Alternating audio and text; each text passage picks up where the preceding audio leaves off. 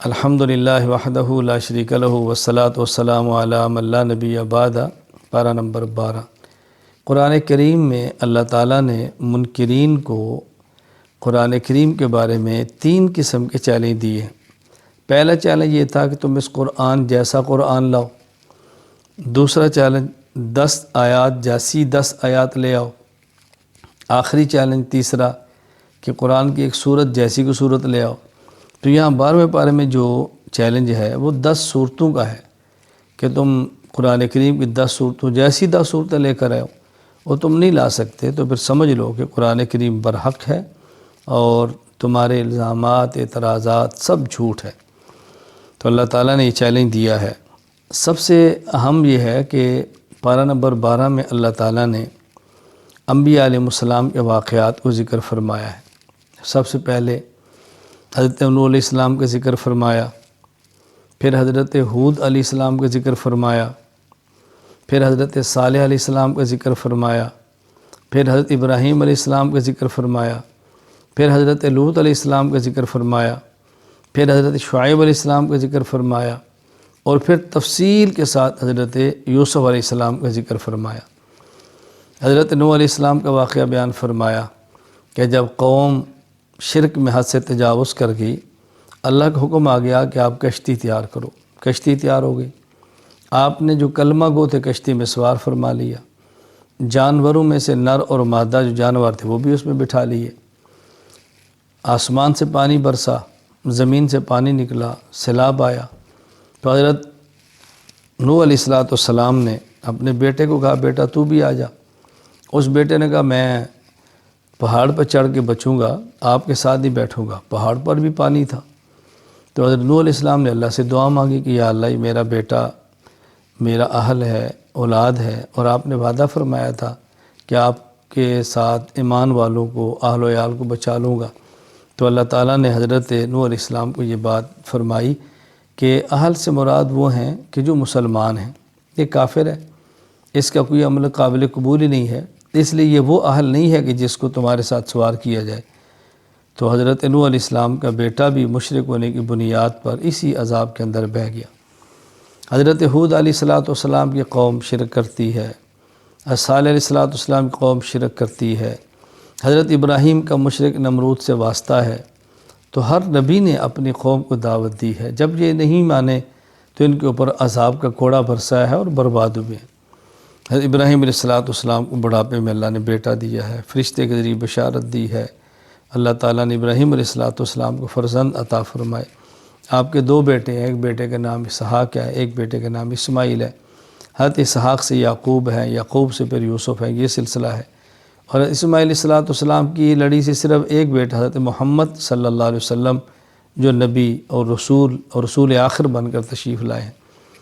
حضرت لوط علیہ السلام کی قوم کا بہت بڑا جرم یہ تھا کہ وہ مرد کے ساتھ بدفعلی کرتا تھا۔ حضرت نے بہت سمجھایا، وہ نہیں مانے، بالآخر ان کے اوپر عذاب آیا۔ اور آپ کی اہلیہ چونکہ مسلمان نہیں تھی، کافر تھی، تو ان کے اوپر بھی عذاب آیا اور یہ بھی کفار کے ساتھ ہلاک ہو گئی۔ انبیاء میں سے ایک نبی حضرت نوح جن کی بیوی کافرہ ہے، حضرت لوط جن کی بیوی کافرہ ہے، ان 2 نبیوں کا قرآن کریم نے ذکر فرمایا کہ ان کی بیویاں بھی کافرہ تھیں اور کفار کے ساتھ ہلاک ہو گئیں، باوجود اس کے کہ وہ نبی کی بیوی ہے۔ حضرت ابراہیم علیہ السلام کا والد کافر ہے، حضرت نوح علیہ السلام کا بیٹا کافر ہے۔ تو ایک نبی کا باپ ہے، ایک نبی کا بیٹا ہے، لیکن ایمان نہیں تھا تو کفار کے ساتھ ہی برباد ہو گئے۔ ہمیں اسے بات سمجھ آئی، حسب اور نسب سے انسان کی نجات نہیں ہوتی، نجات کی بنیاد ایمان ہے۔ ہاں ایمان موجود ہو، پھر اعمال میں کمی کوتاہی ہو، اللہ اپنے کرم سے کمی کوتاہی کو معاف فرما دے، درگزر فرما دے، یہ بات بالکل الگ ہے۔ پھر حضرت شعیب علیہ السلام کا قصہ بیان فرمایا کہ ان کی قوم کا بنیادی بہت بڑا جرم ناپ تول میں کمی تھی، بہت سمجھایا، نہیں باز آئے، بالآخر ان کے اوپر بھی اللہ کے عذاب کا کوڑا برسا اور وہ بھی تباہ و برباد ہو گئی۔ پھر پارہ نمبر 12 میں اللہ تعالیٰ نے تفصیل کے ساتھ حضرت یوسف علیہ السلام کا واقعہ بیان کیا۔ اس کا کچھ حصہ پارہ نمبر 12 میں اور آگے کچھ حصہ ان کا پارہ نمبر 13 میں۔ جس قدر پارہ نمبر 12 میں ہے میں اسی کا خلاصہ ذکر کر رہا ہوں۔ حضرت یوسف علیہ السلام کو خواب آئی ہے کہ آپ کو 13 ستارے، ایک چاند اور سورج سجدہ کر رہے ہیں۔ والد سے پوچھا، والد تعبیر بتائی۔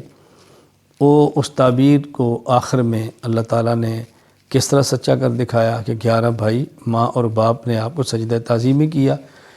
تو حضرت یوسف علیہ السلام کے بھائی حسد میں آگے اپنے باپ سے بھائی کو مانگا، لے کر چلے گئے، خود ان کو کنویں میں پھینکا، جانور کو ذبح کیا، اس کا خون ان کی قمیص پہ لگایا، والد کا بھیڑیا کھا گیا ہے، جھوٹ بولا۔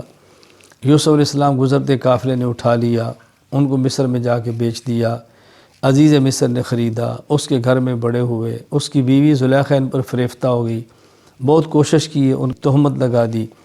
یوسف علیہ السلام اس تہمت کی وجہ سے جیل کے اندر گئے ہیں اور ایک عرصہ جیل کے اندر گزارا ہے، اور زلیخا الزام لگاتی رہی۔ اللہ تعالیٰ نے ایک صفائی کا موقع آپ کو دیا جو آخر میں بات آئے گی۔ تو آپ جیل میں چلے گئے، ایک عرصہ جیل میں گزارا، پھر جیل میں آپ کو 2 قیدی ملے، ان 2 قیدیوں نے اپنے خواب بتائی، آپ نے دونوں کو تعبیر بتائی، تعبیر کے مطابق ان دونوں کے ساتھ معاملہ ہوا۔ جس کے بارے فرمایا تھا کہ تو بری ہوگا اور بادشاہ کا ساقی بنے گا، وہ ساقی بنا۔ جس کو فرمایا کہ تو سولی چڑھ جائے گا، وہ سولی چڑھ گیا۔ پھر یوسف علیہ السلام کے دور میں جو بادشاہ تھا اس نے خواب دیکھی، اس نے اس خواب کا ذکر کیا اپنے ان علماء کے ساتھ جو اس کے دربار کے تھے، ان کو خواب کی تعبیر نہیں آتی تھی۔ تو یہ جو جیل سے رہا کر آیا تھا، یوسف علیہ السلام نے اس کو تعبیر دی تو بادشاہ کا ساقی بنے گا۔ اس نے کہا مجھے اجازت دو، میں جاتا ہوں۔ تو پھر یہ جیل میں گیا، یوسف علیہ السلام سے خواب کی تعبیر پوچھی، یوسف علیہ السلام نے بتا دی، اس نے واپس آ کر خواب کی تعبیر بتائی، بادشاہ بہت خوش ہوا۔ تو بادشاہ نے کہا بھی اس کو لے آؤ، یہ تو بہت اچھا آدمی ہے۔ جب یوسف علیہ السلام کو لے جانے کے لیے جیل میں بادشاہ کا نمائندہ پہنچا تو یوسف علیہ السلام نے فرمایا کہ میں آتا ہوں، لیکن پہلے ذرا ان عورتوں سے پوچھو کہ جن نے ہاتھ کاٹا تھا وہ قصہ کیا تھا۔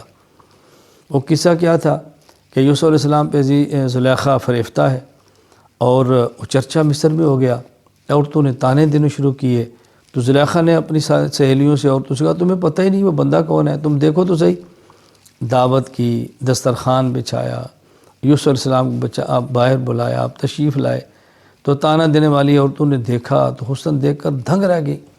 انہوں نے اپنی انگلیاں، یعنی انگلیاں تھیں، پھل ہاتھ میں تھے، اور جب ایسے چھری ہاتھ میں ہے اور ایک ہاتھ میں پھل ہے، پھل کاٹنے لگی تو پھل سے نکل کے ہاتھ تک کٹ گئے۔ یعنی اس قدر یوسف علیہ السلام کو اللہ نے حسن عطا فرمایا تھا۔ تو حضرت یوسف علیہ السلام نے بادشاہ سے فرمایا کہ ذرا قصہ تو تحقیق کرو، ہاتھ کیوں کٹے تھے، مصر میں کیا ماجرا تھا؟ تو جب تحقیق کی تو یہ بات کھل گئی کہ یوسف علیہ السلام بے گناہ ہیں، آپ کا قصور نہیں ہے، قصور زلیخا کا ہے۔ تو پھر زلیخا نے بھی تسلیم کیا کہ میرا قصور ہے، ان کا جرم نہیں ہے، میں نے گناہ کیا، میں نے کوشش کی تھی، لیکن یوسف نے اپنے آپ کو بچا لیا۔ اس کے بعد پھر بادشاہ نے کہا کہ ان کو لے کر آؤ۔ یہ پارہ نمبر 13 میں اگلا قصہ ہے، انشاءاللہ وہاں ذکر کریں گے۔ فی الحال یہ بات میں نے آپ کے سامنے عرض کر دی ہے۔ حضرت یوسف علیہ السلام کے میں واقعے سے بات سمجھ آتی ہے، اپنے محسن کا خیال کرنا چاہیے، مربی کا خیال کرنا چاہیے۔ یوسف علیہ السلام تو نبی ہیں، معصوم ہیں، تو پھر بھی آپ نے جو بنیادی بات کی نا زلیخا کی دعوت کو قبول نہ کرنے کے سلسلے میں، انہوں نے فرمایا کہ دیکھو میرا مربی ہے، میری تربیت کی ہے، میرا محسن ہے، یہ ظالم لوگوں کا کام ہے احسان فراموشی، میں جرم کبھی نہیں کر سکتا۔ جرم تو جرم ہوتا ہے، لیکن سمجھانے کے لیے بات آپ نے فرمائی، اس لیے احسان فراموشی کبھی نہیں کرنی چاہیے۔ اور یہ جو مکر و فریب ان نے کیا تھا یہ کبھی نہیں کرنا چاہیے۔ یہاں اللہ تعالیٰ نے عورتوں کے مکر کا ذکر کیا اور فرمایا اِنَّ کَیْدَکُنَّ عَظِیمٌ، تمہارا مکر تو بہت بڑا ہے۔ اس کا معنی یہ نہیں کہ ہر عورت کو مکار کہیں، ہر عورت کو مکاری کہیں، مکر مرد بھی کرتے ہیں، اور ایسے یہاں پر نہیں کیا ہے۔ مطلب ہے کہ بہت بڑی یہ سازش تھی، اللہ نے اپنے نبی کو اس سازش سے محفوظ رکھا، گناہ سے بھی بچا لیا، اور جو الزام تھا آئندہ اس سے بھی بچا لیا، اور ان کی برات بھی ہو گئی۔ اللہ نے اپنا کرم فرمایا۔ اللہ تعالیٰ اس واقعے سے جو عبرتیں ہیں ہمیں حاصل کرنے کی توفیق عطا فرمائے۔ یوسف علیہ السلام نے جیل میں جانا برداشت کر لیا ہے، لیکن زنا کے گناہ کی طرف جانا برداشت نہیں کیا۔ اللہ ہمیں بھی یہی اپنی ترتیب اور حکمت اختیار کرنے کی توفیق عطا فرمائے کہ گناہوں سے جتنا ہو سکتا ہے بچیں۔ وآخر دعوانا الحمدللہ رب العالمین۔